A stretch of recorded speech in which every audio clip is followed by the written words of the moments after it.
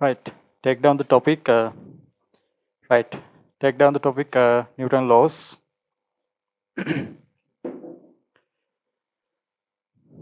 So this is the phase 2 of our recovery class, right?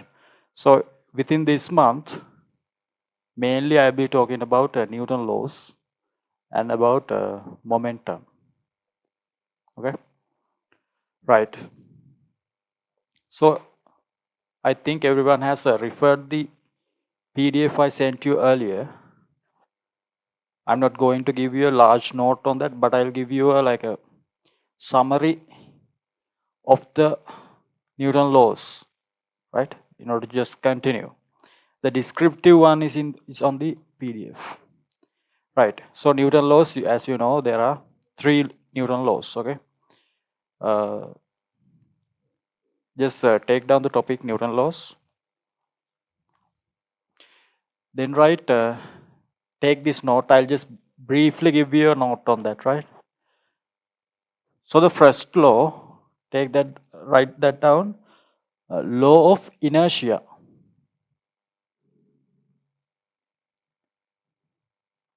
Law of inertia. So that is what we call the first law.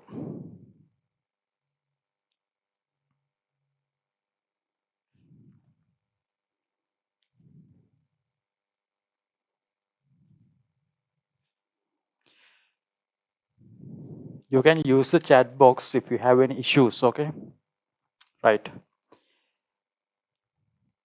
So inertia means, that's the important word, inertia. As a physics student, you know, you have to know that word, what that means. Uh, so inertia means resistance to change the state of motion. That is the inertia. Got it? So if an object is at rest, in order to move that, there's a resistance of that object. Or else I'll say object is moving at constant velocity. If you want to change that state, then we are going to need, we have to face some resistance.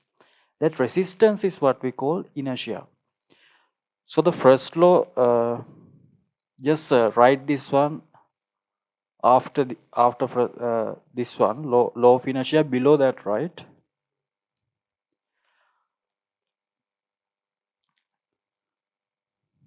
Objects at rest. Objects at rest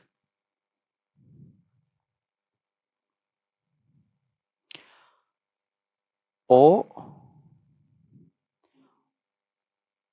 moving at constant velocity,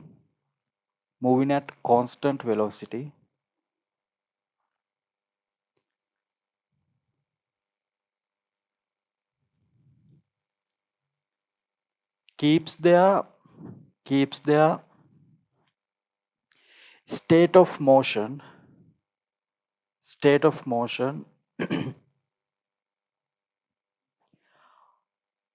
unless acted upon by an by an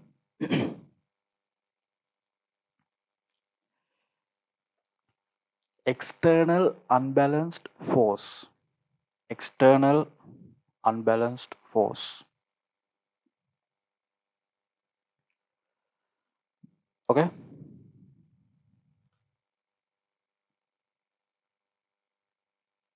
If everyone is okay, thumbs up, right?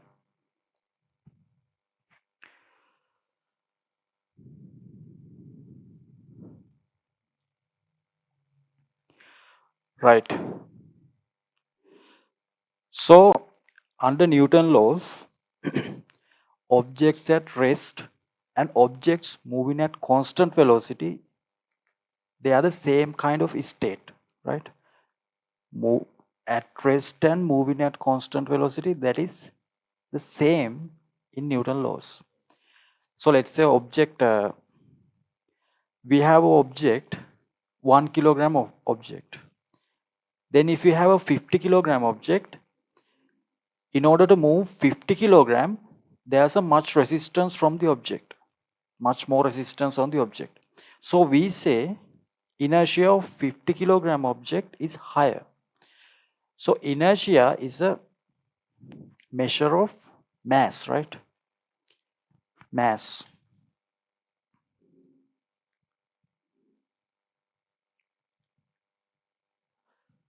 So this inertia for the motion is directly related to the mass. Write this as well. Inertia, this is mass. So higher the mass, higher the inertia. Higher the mass, higher the inertia.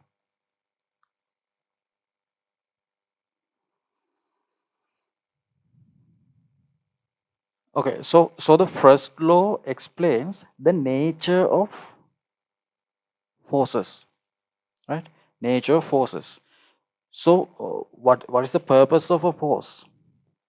A force, an unbalanced force, right? An unbalanced force always change the state of motion, meaning a force always provides an object its acceleration. So that is the purpose of the force, explained by the first law. Explained by the first law, right?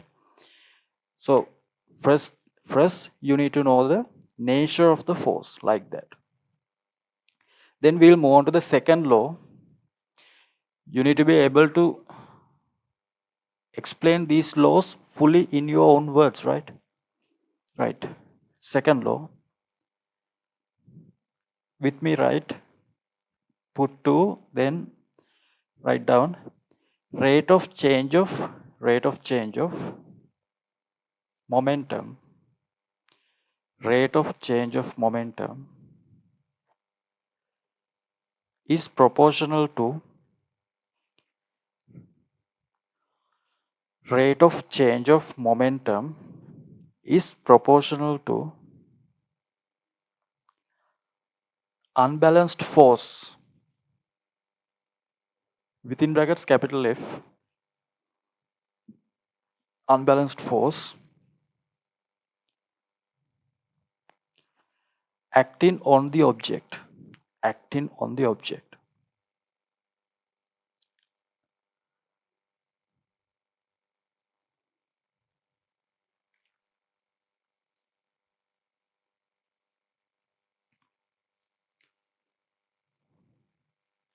Okay? Right. First, you need to know what momentum is, right? So they say, now we are going to quantify the force. In the first law, they explain the nature of the force. And at the second law, we are going to quantify the quantifying means we are going to give that a measurement, right? So we can measure the force using the second law, right? We can give that a value there, right? So the momentum is mv, mass times velocity, that is momentum, right? Mass times velocity is momentum. So what is change of momentum? So according to this law, unbalanced force, capital F, is proportional to, this is proportional mark, right? Unbalanced force is proportional to change of momentum. This is final velocity, initial velocity. So this is final momentum, initial momentum. In order to make this a rate, you need to divide it by time. So unbalanced force is proportional to rate of change of momentum. Change of momentum divided by time. So it becomes a rate, right? Then we can put a constant there, dimensionless constant k, and make this a equation like this. Okay. So when you substitute these values in standard SI units, this K becomes 1. Okay. The more details are given in the PDF, right? I'm not going to explain these too much. So K becomes 1. When you substitute SI units, K becomes 1, right? So we gain that this equation first.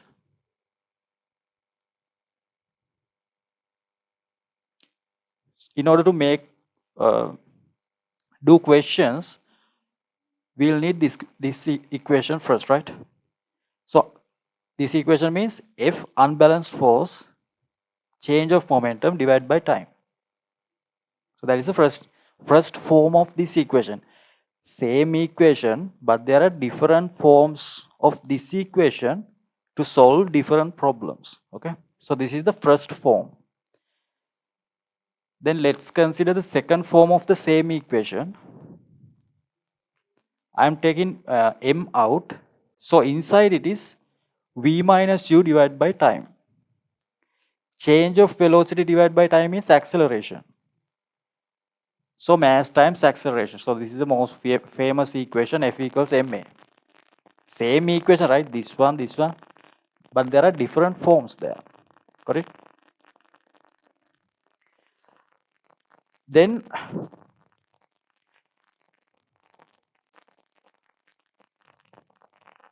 when there are another type of questions that you are given some rates. Rates means mass flow rate. Another one, volume flow rates, something like. Mostly it is mass flow rate, right? For mass flow rates,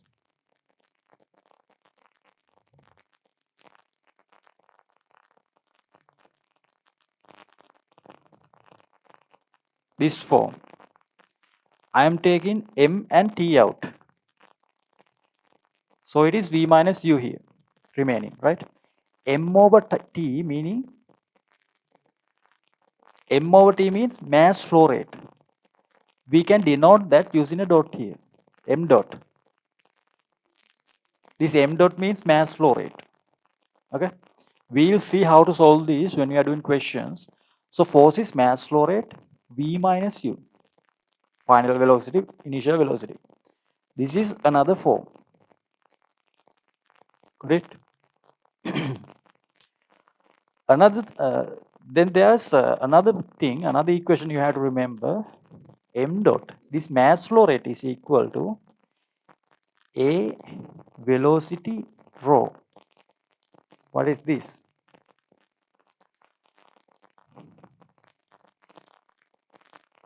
You will use this when you are doing hydrodynamics. I think you haven't done that still. So this is, you might have seen these types of questions. When you have a pipe and there's a fluid flowing out of the pipe, cross section of the pipe is A, and the velocity of the fluid coming out of that is V, and the density, let's say water, if it is water it is 1000, right? For oil it can be 800. Rho means density. Everyone knows rho means density, right? V velocity, A means cross-sectional area of the pipe. So in that case, you can use this equation. AV rho, if you just multiply these, you get the mass flow rate. You get the mass flow rate. So for m dot, you can substitute this. This is the another form. Instead of m dot, you can put AV rho.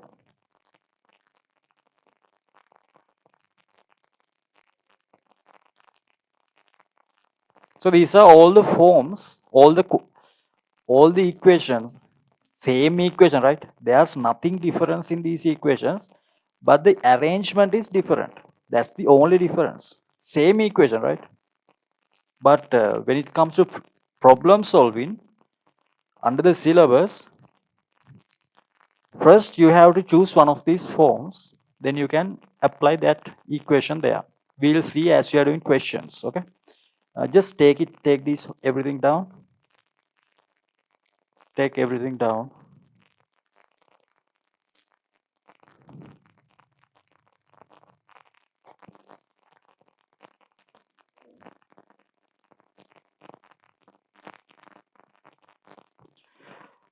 Right.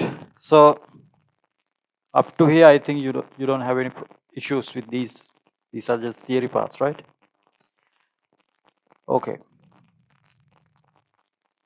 First, we'll do some questions. First, try the sixth question.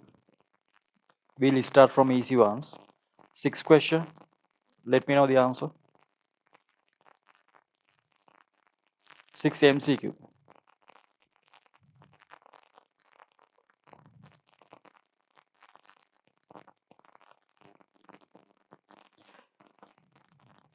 Sixth question. I need all of you to answer, right?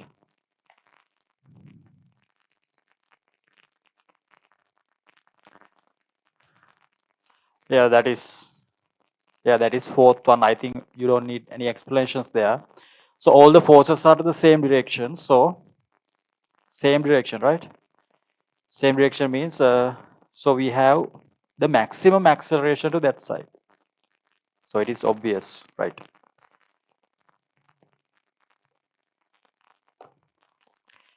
Just try first one, first question, first MCQ. What's the answer?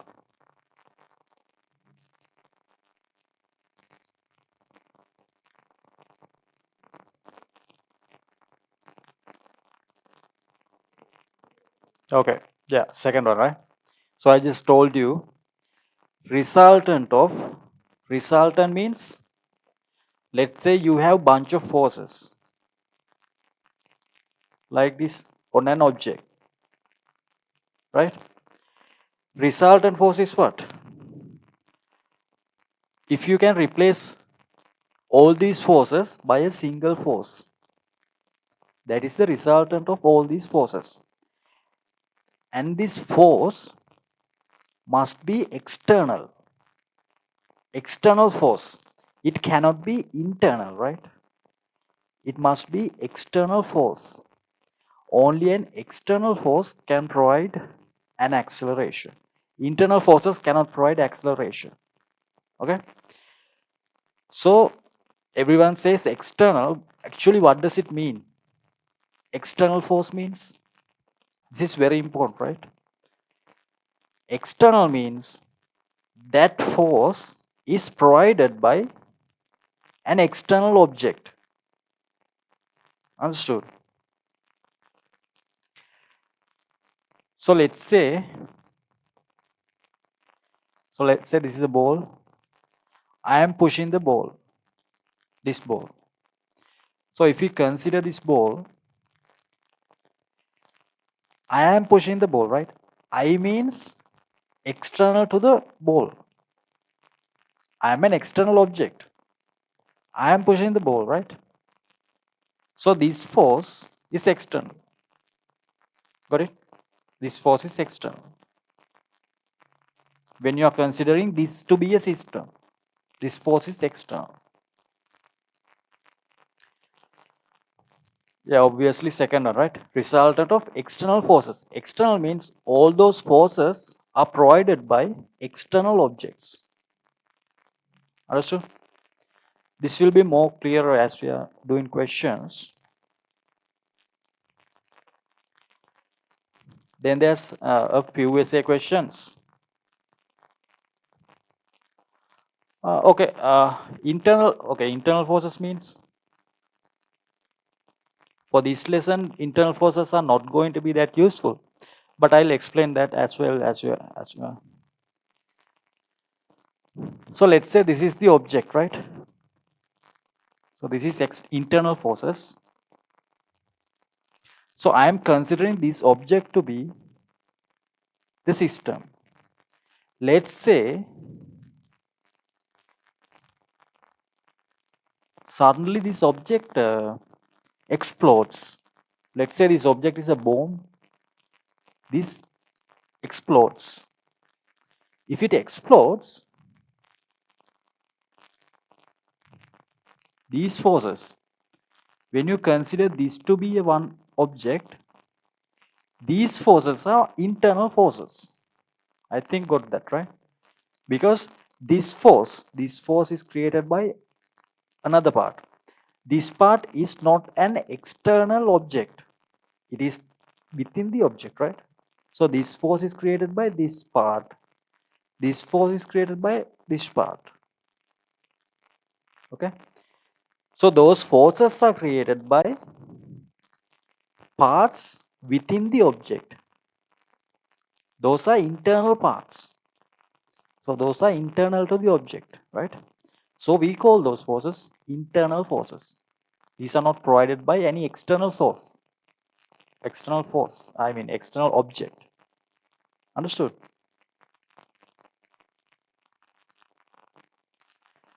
So this will be very useful when it comes to momentum conservation laws. Those are like, you have to understand those 100% clearer, right? Actually, they are very simple, but the thing is the terminology there. Just say external forces, but the real meaning you don't know. That's the reason they get complicated, right? Otherwise, those are simple, very simple concepts. These are obviously simple concepts, right? Right. There are some essay questions at the back. Just try the first essay question. These are very simple questions, but I need you to go from the fundamentals. So try the first essay question.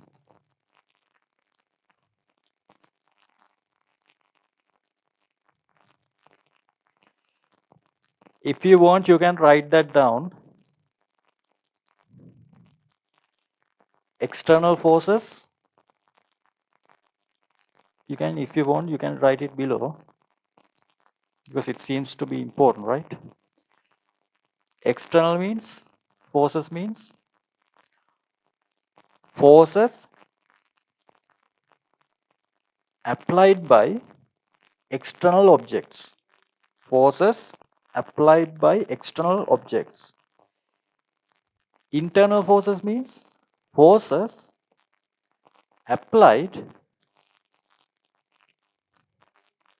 within the object. Within the object. If you want, you can take it down. Internal forces means forces applied within the object.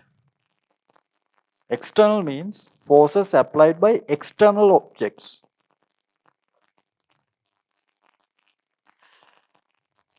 Right, just do the first essay question. First essay question.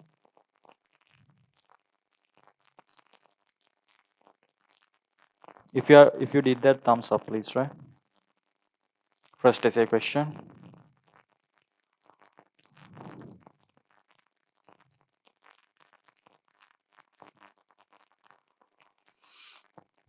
Right. So it is obviously mv, right? Everyone knows that mass times velocity is momentum.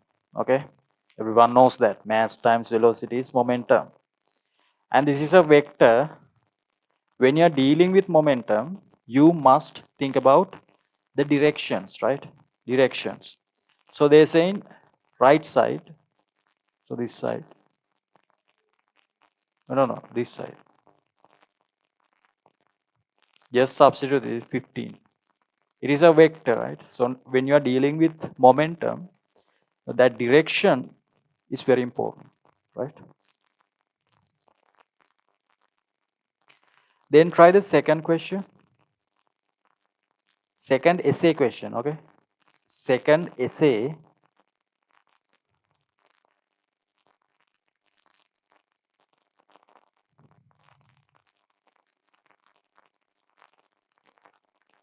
If you have problems, let me know.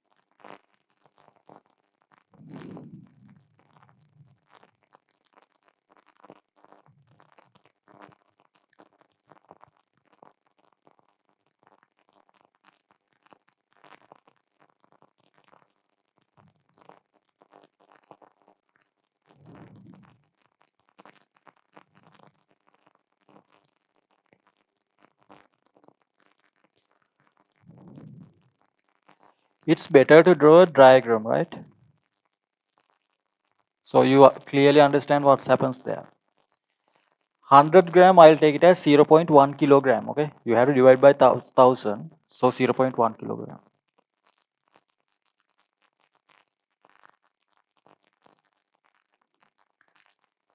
Hits the wall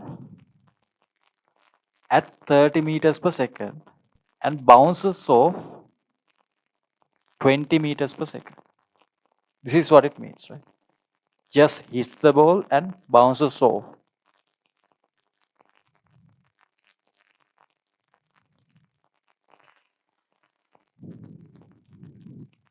You have to find those with the direction, right?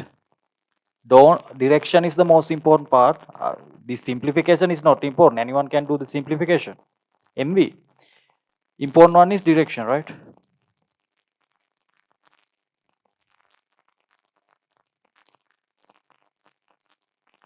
If you got the answers, thumbs up.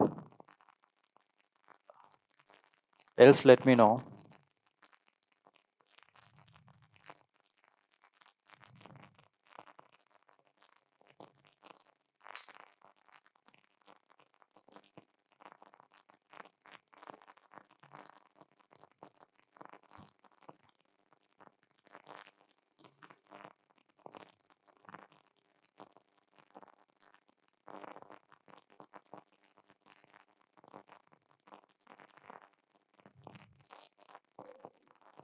Okay.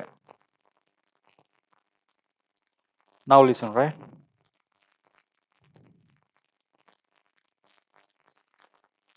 Uh, first part, right? Just before it hits the ball. Just before it hits means this one. So 0.1 times 30. Direction important, right?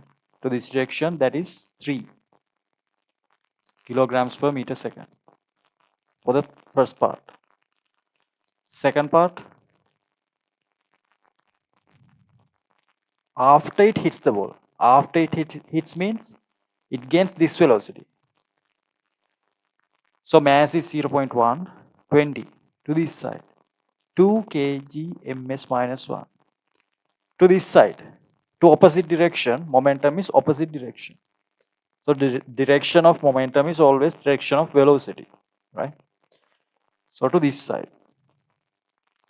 So I think everyone got that. Next part, they ask change of momentum. This is very important. Carefully listen, right? Change of momentum.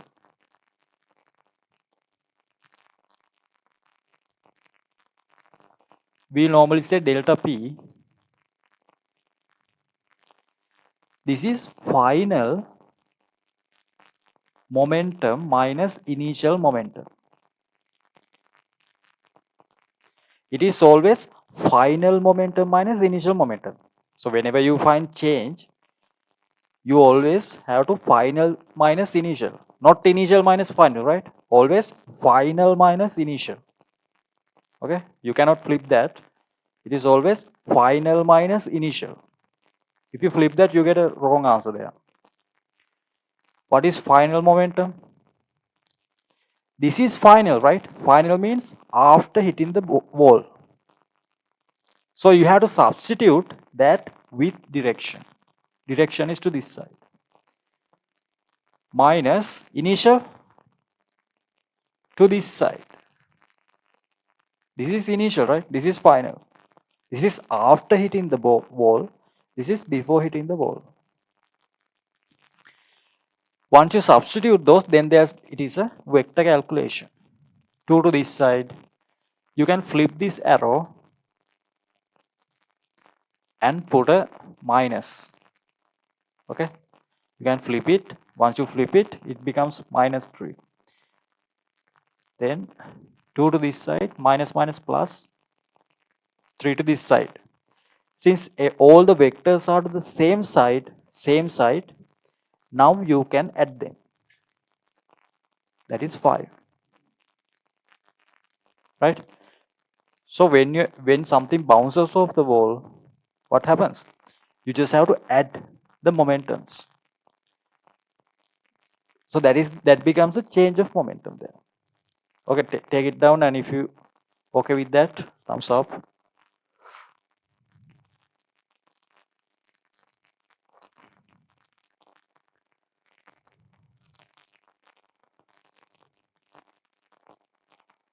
Those who did that, try third question, third one. If you have any problem, let me know, right? I'll try third one.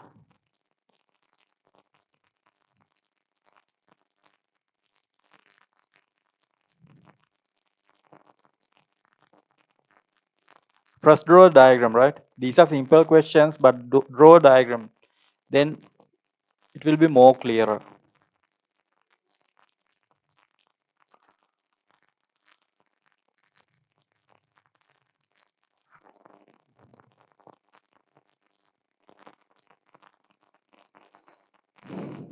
Right? So we have this object at rest. Then you apply a force F. Within 0.1 second, it gains 4 meters per second velocity. Within 0.1 second, it gains a 4 meters per second. Right? First thing they ask gained velocity. Sorry, gain momentum. So change of momentum, right?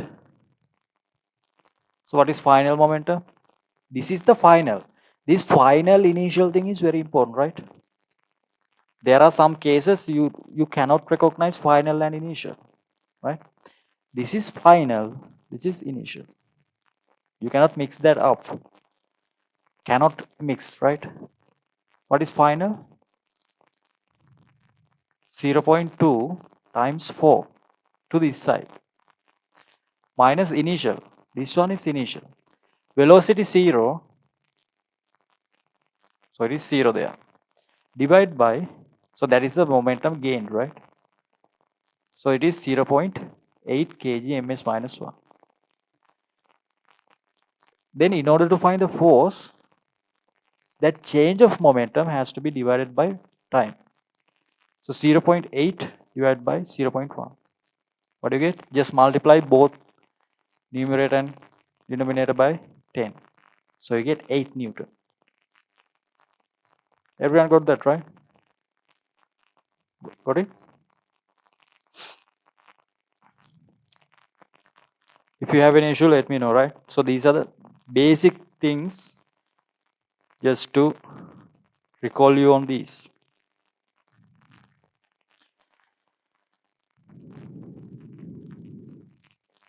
Then you can try third MCQ.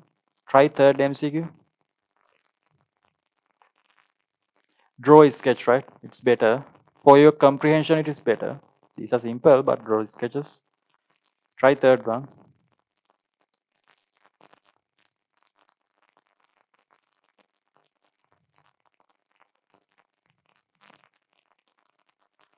Let me know the answer.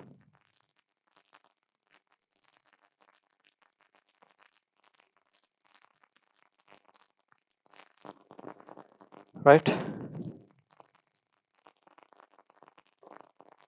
Second one.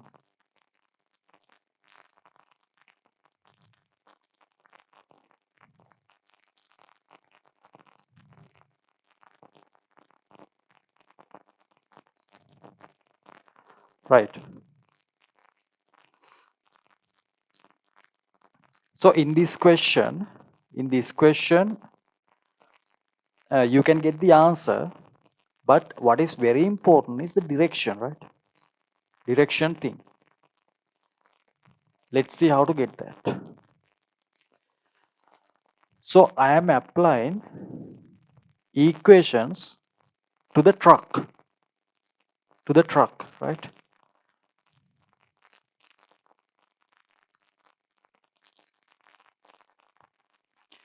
So when it collides on a wall, to which direction does the force acts on the truck? Force acts on the truck when it to this direction, right? To this direction is force acting on the truck. when something collides from the wall on the truck, that is the force applied. Okay, from the wall on the truck to the opposite direction, force applied. That's why it stops. Okay, then clearly understand how I'm going to apply this equation. So here it stops. So the final moment, this is final, right? This is final, this is initial. So final momentum is 0. Final momentum is 0. Initial momentum, 1200 times 4 to this side, divided by time. So this happens within 3 seconds. So what do we get? So you can neglect this 0. You get a negative value here. So just divide by 3. 400, you get 1600 Newton. But it is a minus 1000. This is minus 1600. What does it mean? I applied this equation to this side, right? I applied the equation to this side, but we got a negative value. Meaning of that is, to this side, force is negative. But to the opposite side, meaning of that is, force on the truck is to this side.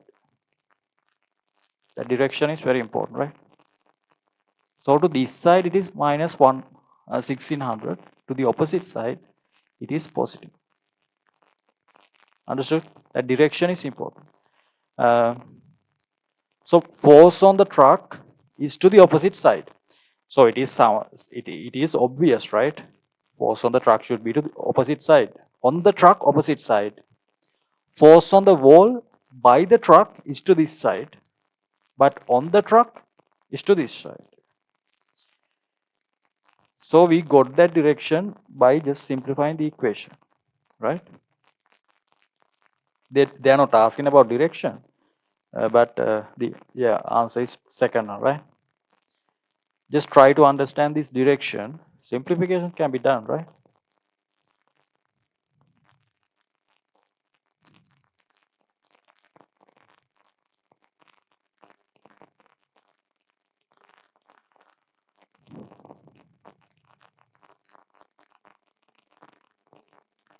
Okay, let's try fourth question.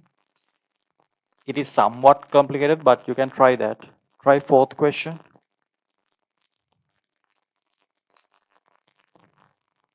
First draw is sketch.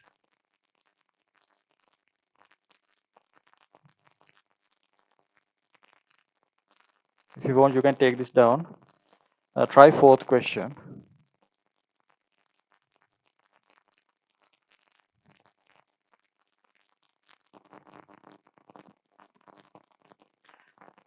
Right. Let's calculate that. So this problem explains how the air pressure causes, right? So you have heard about air pressure. So air pressure is caused by air molecules as they collide on the wall. Air pressure occurs there. You will learn air pressure in thermal physics mainly, and hydrostatics as well. So that is occurred like this, right? Due to collisions of air molecules on the walls of the container.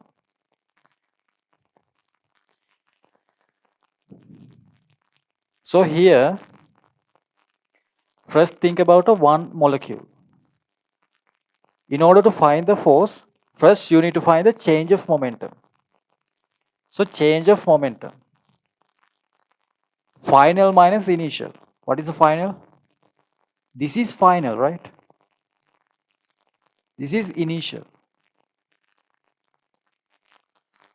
What do you get? Final means 400 times.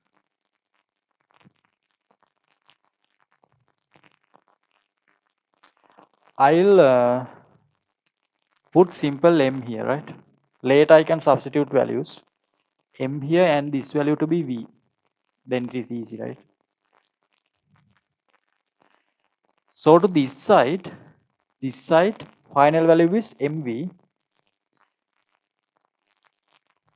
Initial value is to this side, mv to this side.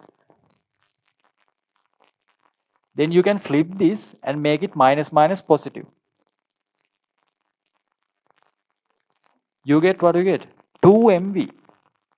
So whenever there's a bouncing off, for MCQs, you can just add the momentum values in order to get the change. But for essay questions, you have to show what you are doing, right?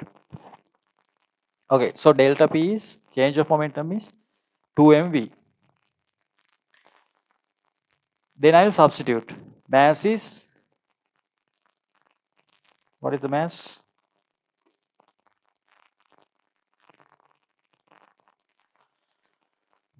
No, I'm not going to substitute. Okay, let's substitute. 2 mass is 6 times 10 to the power minus 27. Velocity is 400.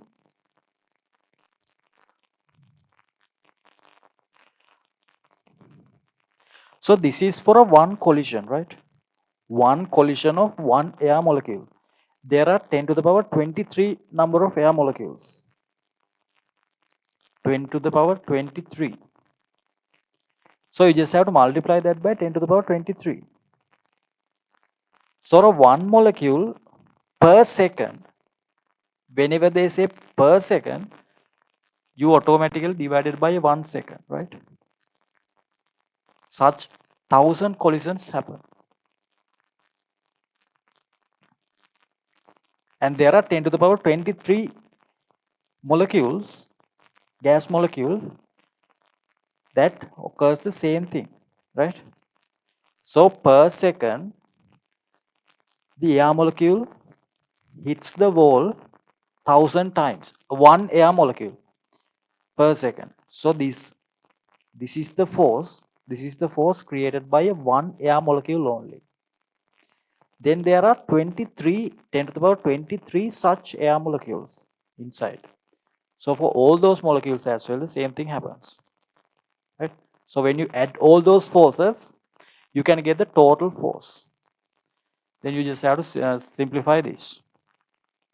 12 times 4 means 48. 5, 28, 480. Get it?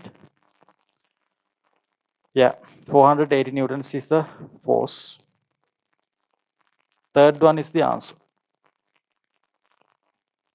Third one is the answer. If anyone has a problem, let me know. Or else thumbs up. Take this down.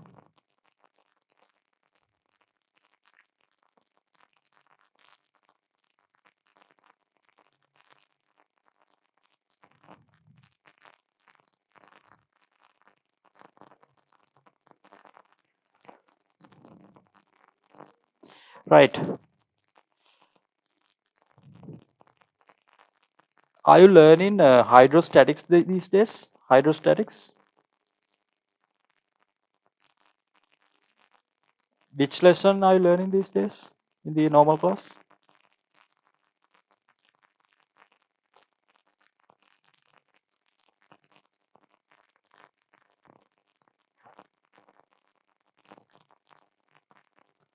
The mechanics is over for everyone? Okay, right. Okay, right then. Okay.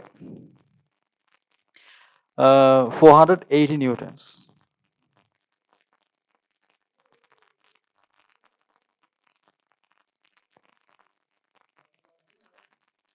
Waves also is finished. Okay, right, right. Okay. So this is the force created by air molecules. So let's say this force is applied on a 1 square meter. So how do you find the pressure? Force divided by area, right? So 480 let's say it is on a 1 square meter. So what do you get? 480 Pascal. So this is how the air pressure occurs, right? Air pressure occurs. So you know that atmospheric pressure is 10 to the power 5 Pascal, right? This pressure, we always feel that pressure, right? That's how many air molecules, think about how many air molecules collide in you right now, right? In order to create this pressure on you. You are under this pressure always, 10 to the power 5, but you don't feel that because you are used to it, right?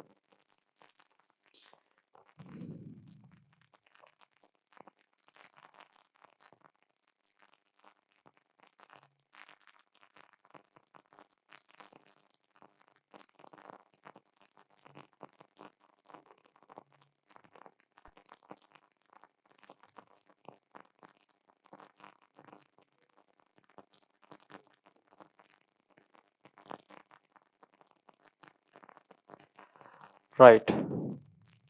Okay. Uh,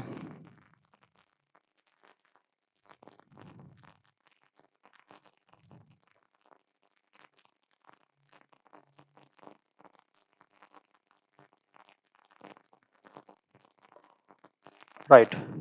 Now, up to now, we have discussed this one, right? This form of the equation we have discussed. mv minus mu divided by time. This form is discussed, right? Then, another form, I'll move on to the another form. F equals ma. F equals ma. Right? Try fifth question. Draw a sketch first, then try the fifth one.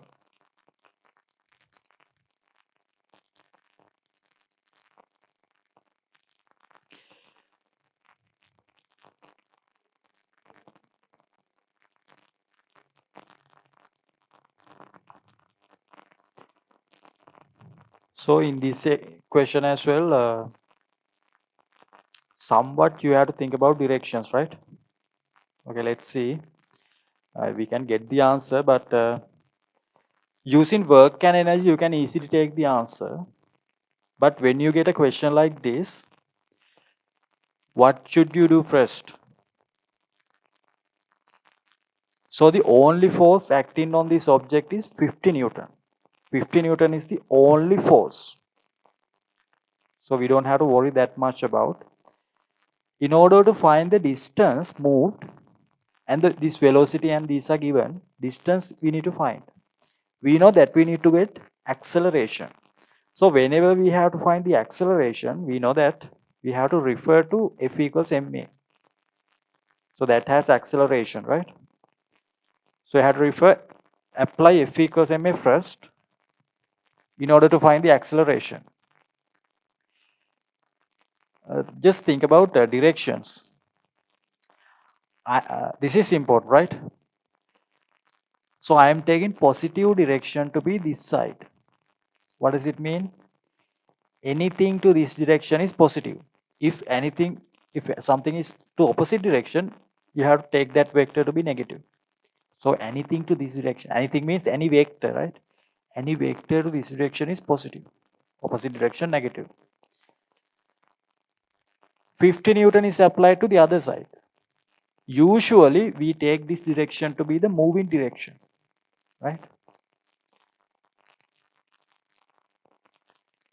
50 Newton is to the opposite direction. So you have to substitute it as minus 50, right? Given that you apply equation to this side. Mass is 20.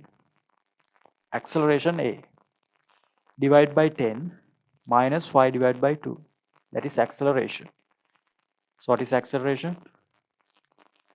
2.5 meters per square second. So we just found the acceleration. Then you can refer motion equation, right? You know the initial velocity, final velocity, and the acceleration. Then you can find distance, right? Without involving time, you can use this equation. So final velocity, 0. Initial velocity, 15 squared plus 2 times. Now, think about directions, okay? I need to explain direction from this question. 2 times.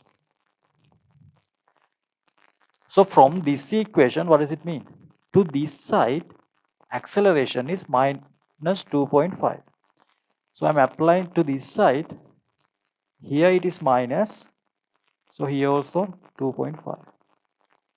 Minus 2.5. Since I'm applying the equation to this side.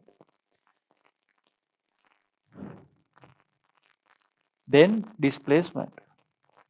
So 2.5 times 2 means 5, right? Minus 5s. Take it to the other side. Plus 5s equals 15 squared means 225. So s is 225 divided by 5. 5. Yeah, 45 meters. So we just first found acceleration. So once you know the acceleration, then you can apply a motion equation in order to find the distance it traveled. In this question, you have to think about these negative ones, right? Those directions are important. For this question, even if you neglect to think, neglect the directions, you might get the correct answer, right? Because this is a simple question. But when the question gets complicated, you must think about these directions. Otherwise, you will get a wrong answer there for complicated questions, right? For these types of question, even if you taken direction to be wrong values, wrong directions, you will end up with the answer, right? Okay, so the second one is the answer there. Try next seventh question. Seventh question. You can take this down. Then try seventh question. Send me the answer.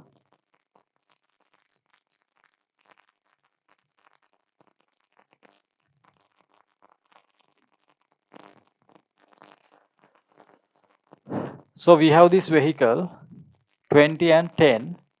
Its speed decreases to 10 meters per second due to a resistive force. Resistive force acting to the opposite side. Okay, resistive force. So what they ask is, what is this resistive force? Right. So they are asking for the force. So if we know the acceleration, we can find the force. Resistive force. This is the only force acting here. So just apply V equals U plus AT to this side, let's say. This side, right? Final velocity 10. Don't mix that up, right? Final velocity is not 20, it is 10. 10. Initial velocity 20. Plus acceleration and time is given as 5. What do you get when you take this to the other side? Minus 10 equals 10 minus 20 minus 10 equals 5a. Acceleration is minus 2 ms.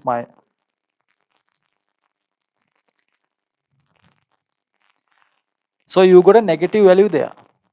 This negative value is what is important, right? To this side, it is minus 2 ms minus 2. Okay? Then apply this equation. So the mass is 1000, acceleration is 2. But if you are applying the equation to this side, acceleration is minus 2. If you apply to the other side, it is plus. But since you are applying to this side, it is minus 2. So you get minus 2000 Newton. What does it mean?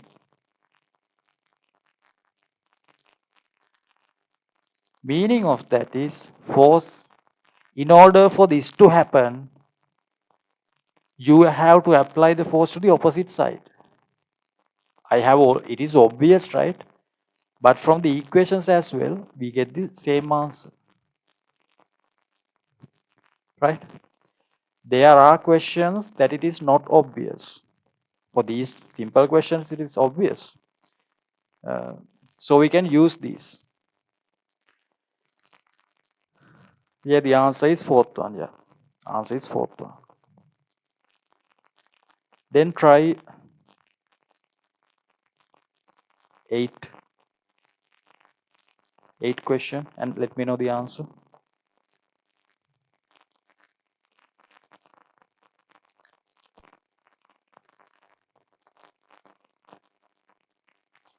Draw a sketch first, right?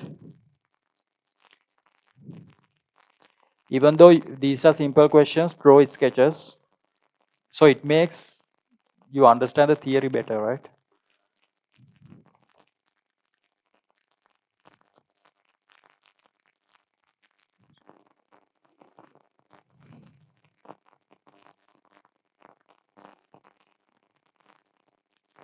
Right, let me know the answer if you taken the answer.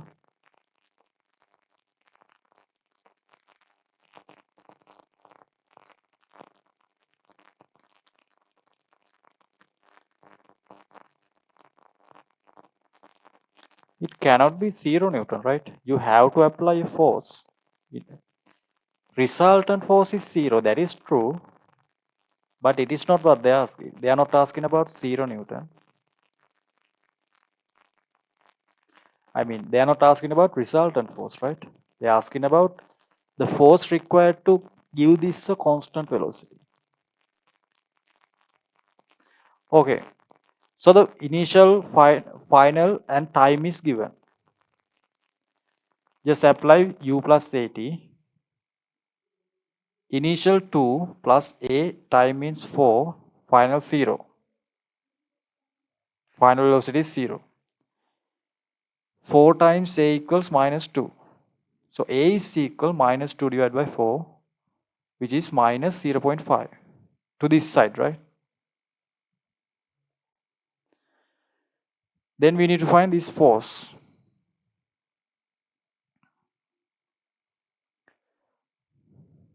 So mass is 4 kilogram, acceleration minus 0.5, so it is 2 Newton. Right? What does it mean? We know that this object stops. Let's say this could be friction, right? Due to that 2 Newton, this object stops here. Due to this 2 Newton, this object stops here. What if you don't want to stop that? So this object decelerates and stops here due to this 2 Newton force. If you don't want to stop this, so we just found that 2 Newton, right? As 2 Newton resistive force. If you don't want to stop this and you want to keep this moving at constant velocity, it is obvious that you have to give this a 2 Newton force equal to the resistive force. So if you need to keep moving at constant velocity, if there's a resistive force, you have to apply a opposite to the resistive force equal. Understood? So it should be 2 Newton, right? Resultant force acting on this case is 0 Newton. But they are not asking about resultant force. They are asking about this force. To this Newton, right? Not this one, this one. Yeah, answer is second one.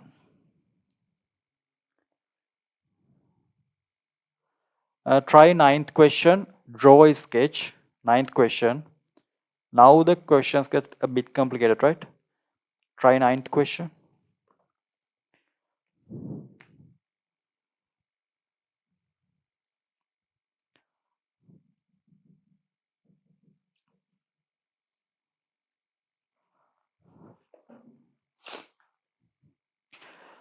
Right. Now listen, right? Listen. Now this one, this object has many forces acting on that object. There are many forces, not a single force like in previous cases. There are a bunch of forces acting here. So we know the weight. 120, 12 kilograms means 120 is acting downwards. Since it's a plastic ball, it is less dense than water. So this tends to float. So this is trying to move upwards. It is prevented by a string. So that string provides 16 Newton of tension on this ball. Okay, 120 and 60 Newton downwards. Then there's an upthrust as well, right? You know that if you have learned, so you have learned hydrostatics. So this upthrust is what tries to float this object. This upthrust is trying to carry the object upwards, right? So the first thing is you need to find upthrust. So under these conditions, this is at rest. This is at rest, right? So for this case, I'll apply F equals ma.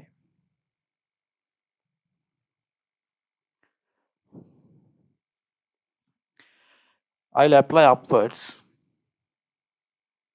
So what are the forces? Upwards, U, upwards. If force is downwards, then it is negative, right? Minus 120, minus 60. Another thing is, don't write this as 180 at once. So when you are substituting, you need to show that you are substituting values, right? Don't do it in your mind and just put the value here as 180. I mean, when you are doing an essay question, right? First, you have to show the substitution. Then, at once, you can do the simplification after that. This is for essays, right? So, U minus 120 minus 60. Obviously, this is at rest. So, this side is 0. So, from this case, you can find U to be 180. So, this is the upthrust. Then at the other case, what happens? You cut the string. Once you cut the string, there is no 60 Newton force. Tension is gone, right? Tension is due to the string. Then there's upthrust 180 Newton and downwards 120 Newton. Upthrust 180. These does not change. Weight of the object or the upthrust does not change. Only the tension disappears since you cut the string. Now you can get the acceleration. Again, apply F equals ma. So this is a different scenario. You can apply F equals ma, let's say upwards. So 180 upwards, 120 downwards. Mass is 12, acceleration. So you get 60 equals 12a. So a equals 5 ms minus 2. This is the acceleration upwards. So when you cut that, this starts to move upwards inside water at this acceleration. Understood? You can take this down. If you have a problem, let me know. So the answer is fourth one.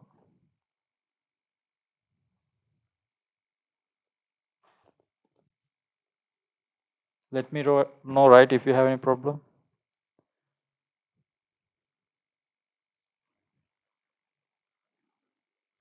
Yeah. That is correct. You get the same answer there. Yeah. But the problem is you cannot immerse this one. Yeah, that is also the same thing, right? So what you are asking is if you immerse the object by hand, so you are applying a force, this is downwards, against the upthrust. Then you release that, right?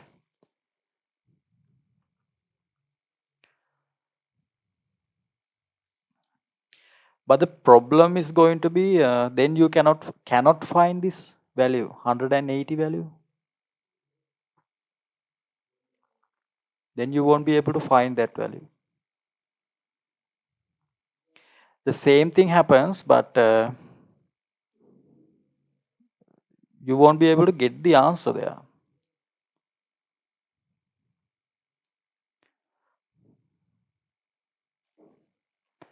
Yeah, you could get the same answer, but the method there is not correct because in the question they are not mentioning. So this happens due to uptrust. There's no any other external forces, right?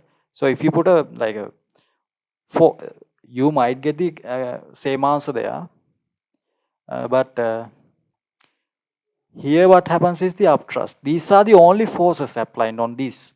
You cannot put additional forces, right? So what you're asking is you are pushing that downwards to prevent the ball coming up. The ball would come up at the same acceleration, right? Same acceleration. But that method is correct, but you cannot apply other forces there. So these are the only forces acting on the object for this question. Okay, we are not pushing it down.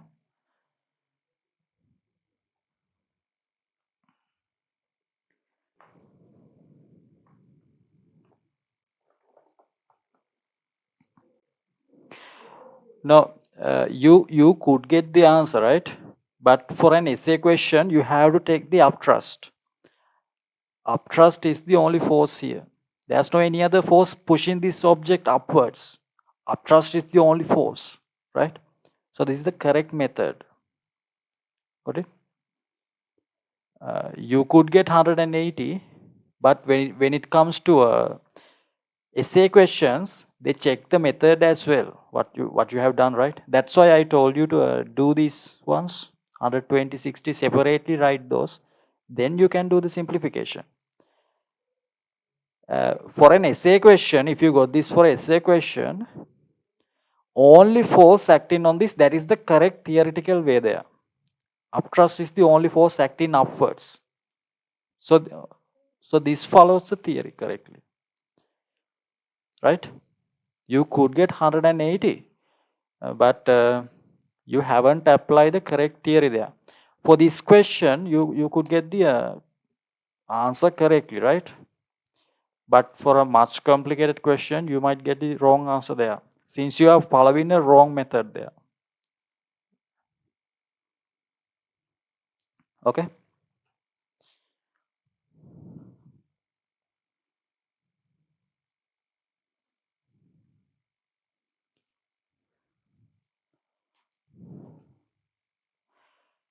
I think it is clear now. Right. Then try 13th question. 13. So now it's going to be a bit complicated. Try 13. First draw is sketch. There are some things to say about that question.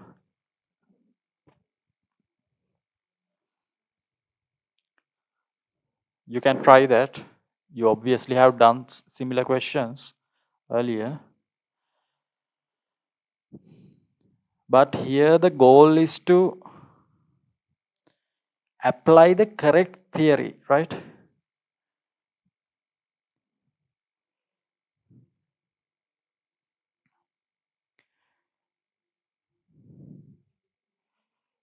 There are some methods, right?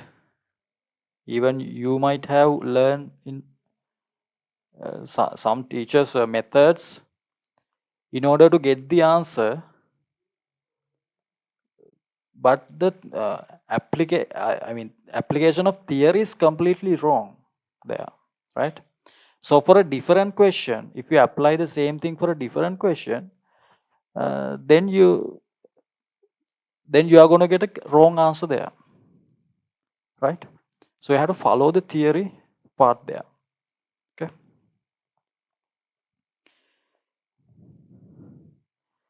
For MCQs, it is fine if you have a shortcut method there, but for essays, you have to mention the theory parts.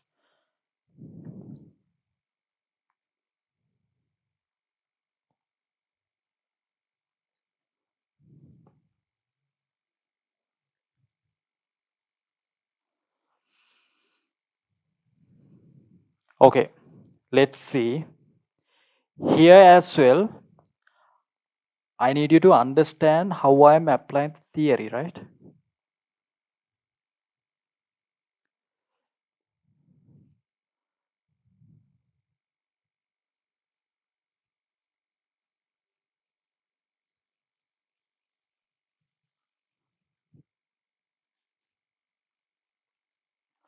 Right, listen now. So what they ask is tension of the string. Tension of the string, right? So you can see the string is between these two masses. This is the string. So how do you mark the tension? You mark the tension like this, right? Like this. So these tensions are acting on this. This tension is acting on this one. Okay. Then there are action reaction tensions as well, but we don't need those. Right? So you get this one. First step, you have to apply the equation for the system, whole system, to whole system, let's say to this side. So when you consider the system, now you will understand what internal forces means. This explains the internal forces, right? When you consider this whole system, only external force is capital F. Tension becomes internal. Why is that? This tension is caused by objects inside the system. This tension is not due to any other objects, right? This tension is due to objects within the system. So these two are internal forces. Got it? So the only external force is capital F when you consider whole thing. That you have to clearly understand. So only external forces are applied for capital F, right? Okay, here also it is capital F. Mass of the system is simple M plus capital M. First step is to find the acceleration. So F divided by simple M capital M. That external internal thing you have to understand, right?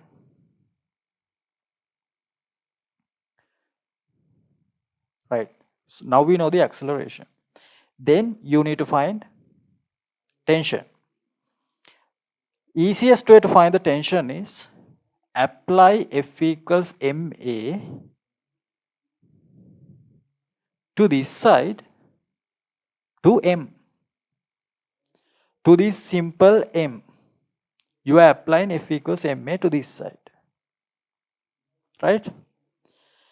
Now what is the system?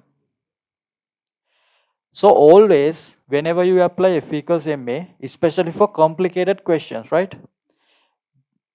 You have to always think about the direction. Another part is you have to clearly think about to which part of the system you are applying F equals MA. You have to clearly mention that. You are applying that to simple M. You can apply that to capital M as well, but here I am applying to simple M. Now what is the system? Now the system is this one, right?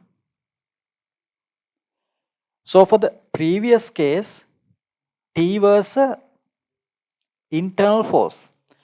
But when you consider this to be the system, simple M to be the system, this tension becomes an external force because this tension is caused by this capital M is an external object now. This capital M external object, right? Now the tension equals mass of this system, simple M, acceleration. Acceleration you can substitute same acceleration, right? To be this value. Right? So there are something deep things about these theories, right? So if you correctly apply for any case, if you follow these methods, for any type of any complicated question, you will always get the correct answer, right? Okay, take it down, those who couldn't do that. And thumbs up, right? If you're taking it down.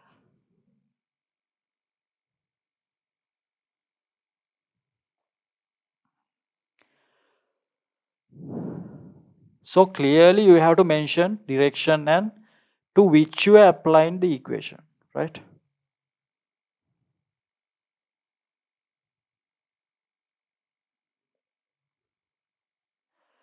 Those who done that, try 16. Try 16.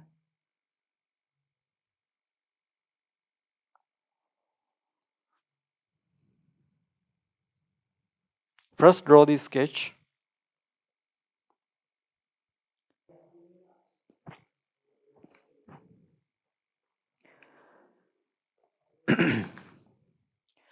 Right. I'll explain 13th again. Since this is a somewhat complicated, right? So the first thing, when you get a question like, so this system has several objects in it, right? System has several objects in it. So in those cases, you have to clearly mention to which part you apply F equals ma, right? To which part you apply F equals ma.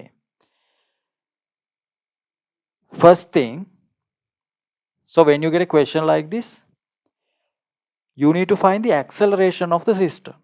So usually, to find the acceleration, you apply the equation to whole system. Whole system means both simple M and capital M.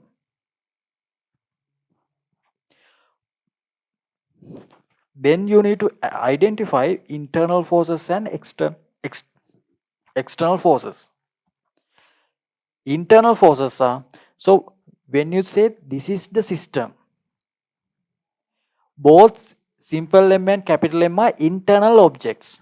So the forces caused by internal objects are internal forces. So you can see these forces cancels off, right? T and T. Internal forces always cancels off. So when you apply to the whole system, only external force on the whole system is capital F. This TT cancels off. Got it? So you put capital F there and found the acceleration. Just apply F equals ma to the whole system. Then what we need is to find the tension. In order to find the tension, you have to apply F equals ma to simple M only. So for simple M, T becomes an external force. Why is that? This T is created by an external. Now capital M is external. So it is decided whether it is internal or external by the system which you define. So when you define whole thing, both simple M and capital M, internal. Yeah, you can apply the same thing for capital M as well. You can apply capital M. If you want, I'll show you how to apply, but it gets a bit complicated, right? That's why I didn't apply that. Let's say you applied for capital M to this side. What are the forces on capital M? Now on capital M, there's capital F to this side. Okay. Capital T to the opposite side. Now the system is capital M, right? System is capital M. What are the forces? Capital F to this side, T to other side. F minus T equals mass is capital M, acceleration. This one, same acceleration, F divided by simple M plus capital M.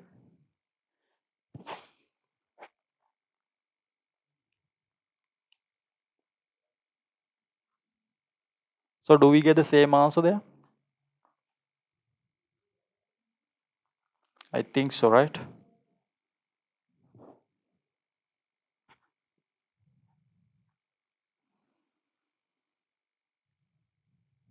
Let's see. If you want, you can try this. But this is complicated. See that? The simplification is a bit complicated there. Okay, let's see. So you need to find tension. F minus mf divided by simple M plus capital M. I took this term to this side, simple t term to the other side. Take the denominator. I take capital F out. Within brackets, it is 1 minus capital M divided by simple M plus capital M. This is tension. Take the common denominator, capital M plus simple M.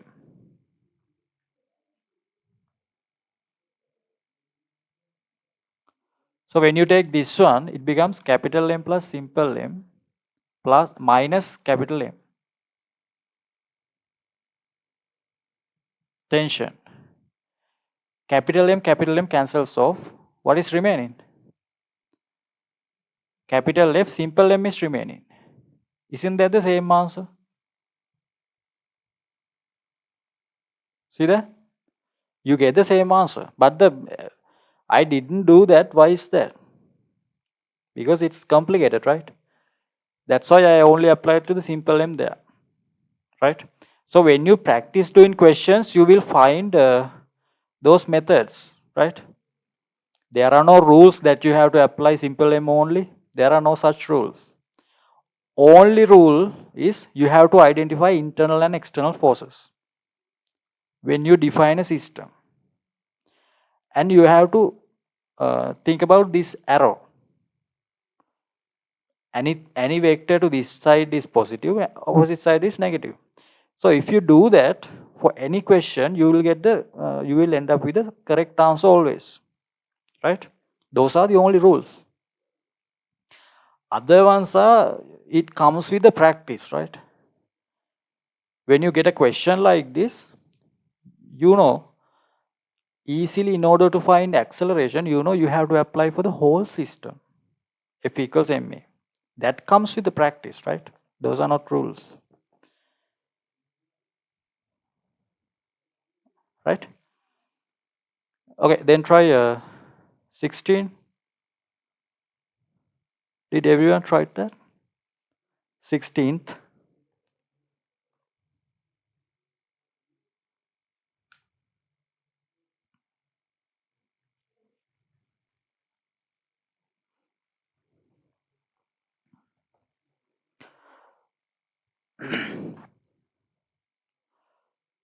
So on the 16th one, they are asking for capital R. It is a similar case to the previous one. So you know how does capital R is created? Capital R means normal reaction force. What's the reason for R, normal reaction force? Whenever there's a contact between two objects, there's always going to be a normal reaction force between those two. Normal reaction force. Whenever there's a contact, there's always a normal reaction force, right? Whenever there's a contact, there's a normal reaction force between objects. You have to remember those, right? Those stuff are given on the PDF. You have to refer that, okay? So I'm not going to give you any lengthy descriptions on those at the class. So that's why you have to refer the PDF there. So the normal reaction force is created due to contact. Whenever there's a contact, there's always a normal reaction force. So here these two are in contact, right? So this is pushing other one.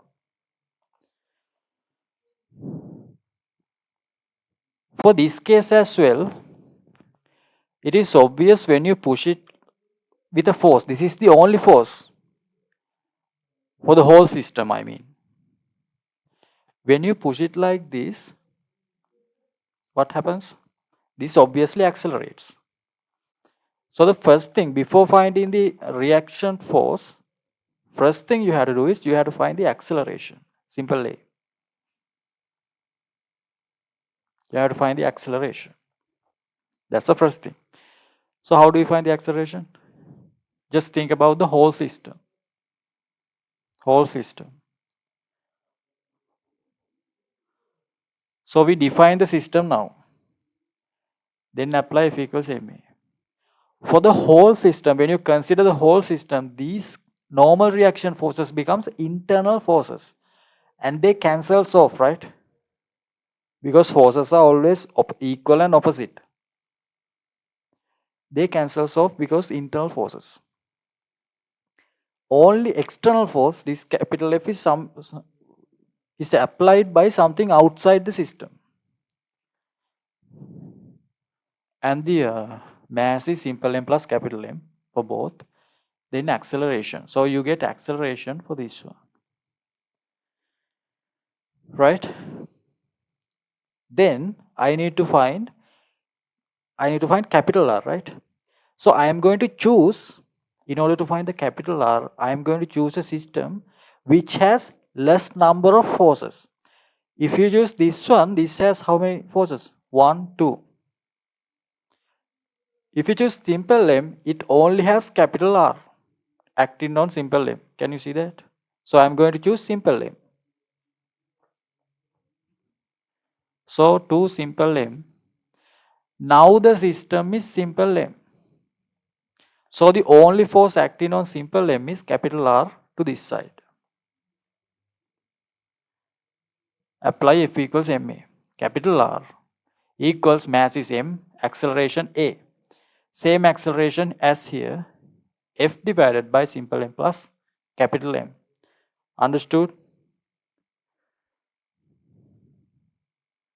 Yeah, you can apply for capital M. You can apply for capital M. But what happens if you apply that for capital M? It gets complicated like this, right? It is not wrong. You can apply for capital M and you will get the same answer. But it is a bit time consuming, right? It is a bit time consuming. So the answer should be simple M, capital F. Fourth one should be the answer there. Yeah, fourth one is the answer. Simple M, capital F, right?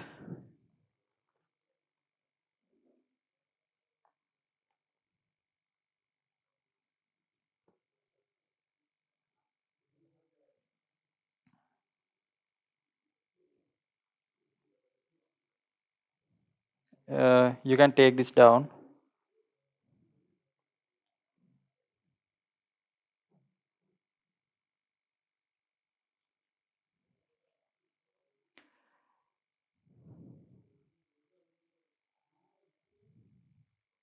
Then try a 17th question. 17.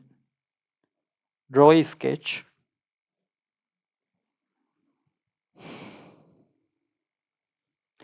Now there are two surfaces in contact. One here, one here. So in between those two, there are normal reaction forces due to contact.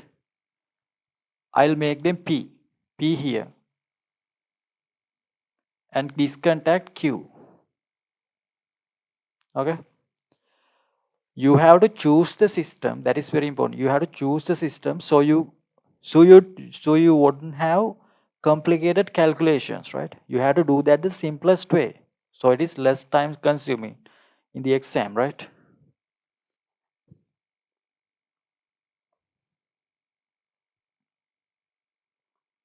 So here you have to find what P and Q.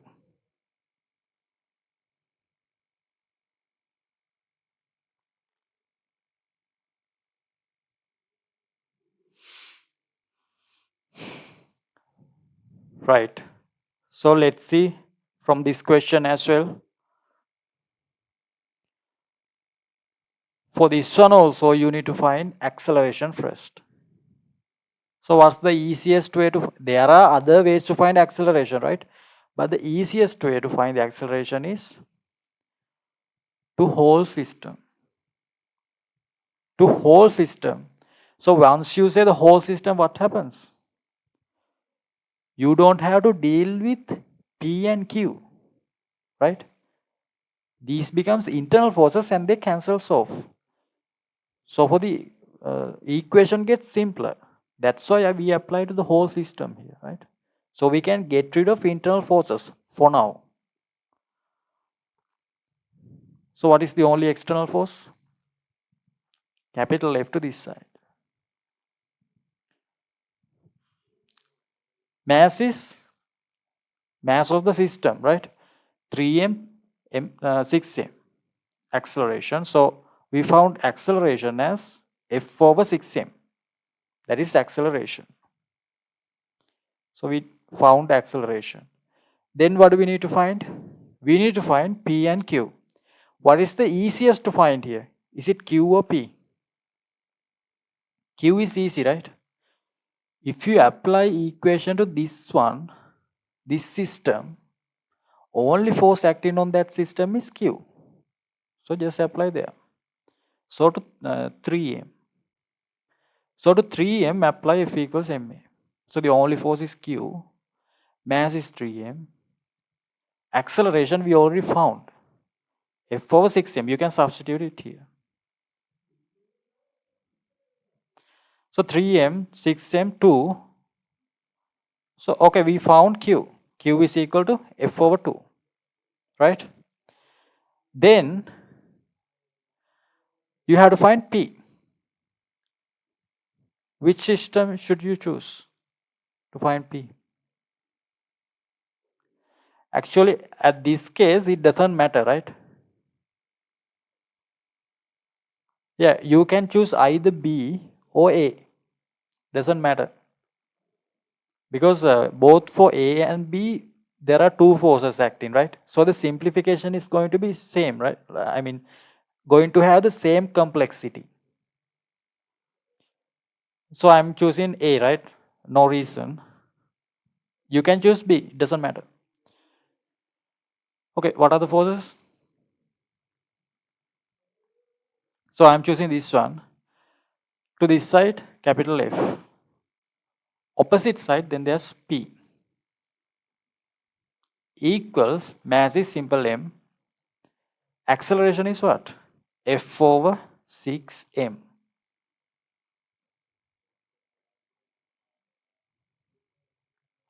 So F minus P equals, mm cancels off, we have F over 6. Take this to the other side. F minus F over 6 minus P to the opposite side, it becomes plus P. 6 minus F, 5F over 6 is P. So P is 5F over 6, Q is F over 2.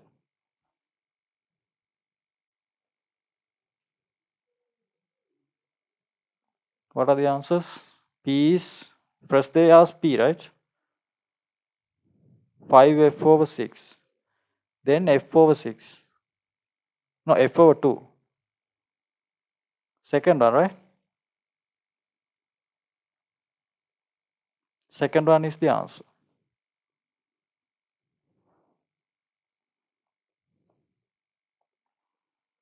So, Newton laws, I mean, F equals ma, I'll discuss at the other, one more at the next week as well, with a bit more complicated questions. There are some questions, these remaining questions and a new set of questions I'll give you on the next class, right? So you can clearly see the main reason. So this Newton laws is kind of like the heart of this mechanics part. But many students like go wrong with that, right? The reason is they follow like wrong methods there. The thing is you have to clearly identify the system. You need to know what the systems are and what the internal forces, external forces are, right? Then action forces, reaction forces, tension, normal reaction forces. You have to clearly understand those theory parts, right? Then apply with those, or else you are going to follow wrong methods. The problem with wrong methods is they looks correct, right? Because you might think that's correct because you get the correct answer there, but you get the correct answer for only that specific problem when you follow those methods. If you follow, if you apply the same methods for a different question, then you are going to get the wrong answer, right? So you have to follow the correct method. In order to, you have to specify, you have to clearly identify system, which system you are going to apply the equations, right? Another one is internal forces, external forces. Those stuff you have to clearly identify. Then if you follow those, for any question you get the correct answer. It doesn't matter how complex the question is, how complicated the question is, you will always get the correct answer, right? If you follow those same correct methods. Yeah. So I'll do similar types of questions, not similar, I mean, could be a bit complicated. Remaining questions and a new set of questions at the next class.